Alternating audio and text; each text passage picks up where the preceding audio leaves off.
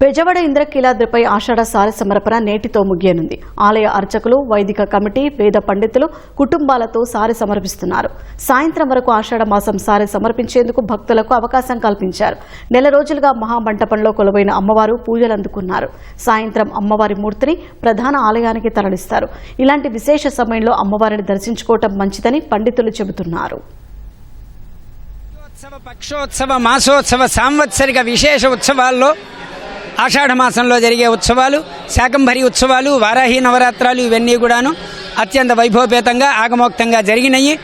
మరి భక్తులు కూడాను పవిత్ర సార సమర్పించడానికి ఇతర రాష్ట్రాల నుంచి కూడాను వచ్చి అమ్మవారికి సారది కూడాను సమర్పించుకోవడం జరిగింది. మరి ఇవాళతో అమావాస్య, ఆషాఢ మాసం సమాప్తి.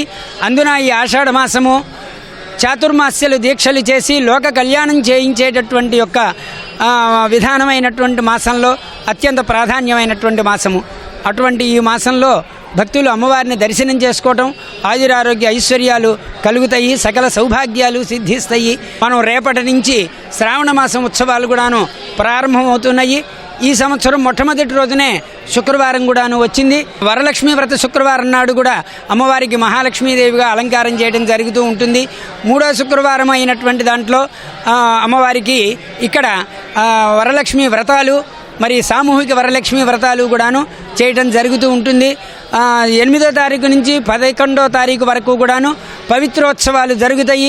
సంవత్సరంలో జరిగేటటువంటి క్రతువులు సంపూర్ణ సాంగతా సిద్ధి కోసమని చెప్పని సకల స్పృశ్య దోష నివారణ కోసమై పవిత్రోత్సవాలు కూడాను చేయడం జరుగుతాయి. ఈ 50 మంది భక్తులు అందరూ కూడా ఈ శ్రావణ మాసంలో అమ్మవారిని దర్శనం చేసుకుని ఆయురారోగ్య ఐశ్వర్యాలతో వర్ధిల్లాలని కోరుకుంటూ